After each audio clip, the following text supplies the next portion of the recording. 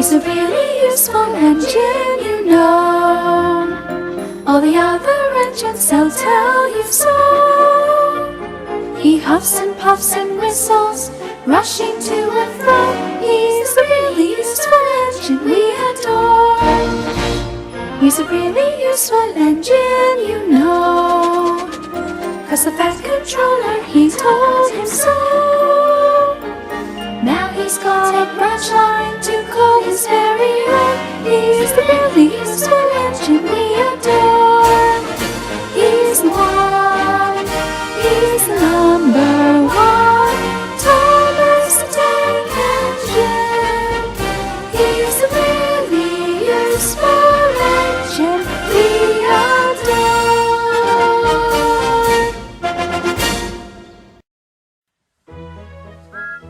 Thomas the Tank Engine loves his branch line.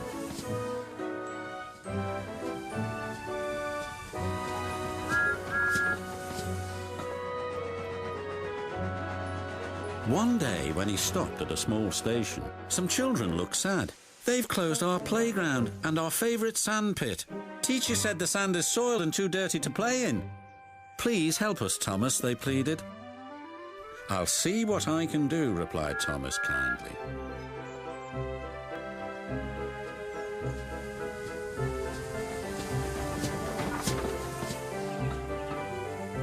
Thomas hoped things weren't quite as bad as the children had made them out to be. But as he passed their playground, a large sign read, "Playground closed until further notice." The children were right, thought Thomas sadly. He puffed into the yards and was just about to tell the other engines about the playground when Percy rushed in. "You look glum, little Percy. What's up?" asked Gordon. "The Fat Controller told Driver that he's using Harold to show a special visitor the island instead of using any of us engines." "Despicable," said Gordon. "Disgusting," snorted Henry. "Engines are meant to take special visitors round our island, not that whirly-bird thing," James exclaimed. Gordon was the first to see Harold. "Harold thinks he can go faster than me. I'll show him." Next, it was Henry's turn. "The Fat Controller has chosen Harold because he thinks he's more important than me." "Well, he's not. Harold can't fly through tunnels."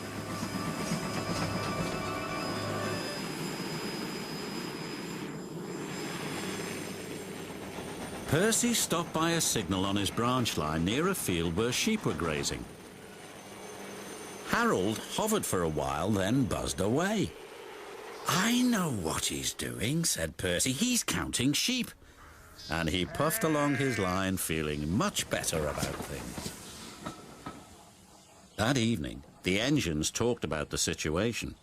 "Harold wants to get rid of us," said Gordon grimly. "He doesn't need tunnels," added Henry. "Don't worry, he's just counting sheep," said Percy. "Counting sheep? Pah!" snorted Gordon. "He's counting how many engines he can get rid of. He'll see how useful I am tomorrow."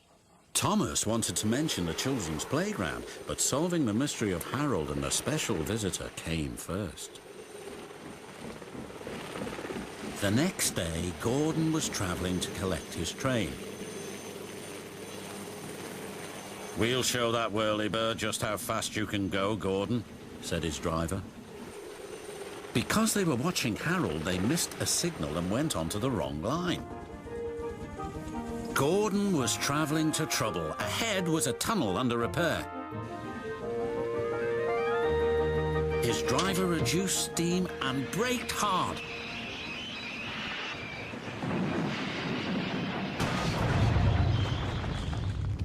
But it was too late. Later, Thomas pulled Gordon clear with the breakdown train. The Fat Controller spoke severely to Gordon's driver about the accident. "Will Gordon be scrapped, sir?" asked Thomas sadly. "What makes you think that?" said the Fat Controller. Thomas decided to pluck up courage. "Because the engines think the special visitor is here to see if we can be replaced by Harold," he replied. The Fat Controller laughed. "Ho, ho. Well, the engines are wrong and you shouldn't listen to rumours, Thomas. This gentleman is making a new playground for the children. It was easier to find a suitable site from up in the air."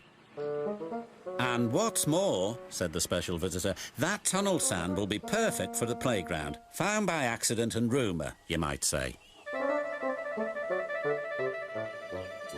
The Fat Controller still uses Harold to fly above the island. But all the engines know that Harold isn't spying on them. He is, in his way, just being very useful.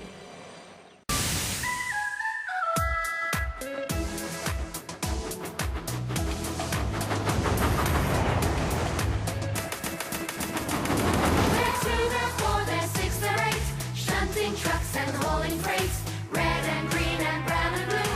They're the really useful crew, all with different roles to play. Round Christmas shed so far away, down the hills and round the bends, Thomas and his friends.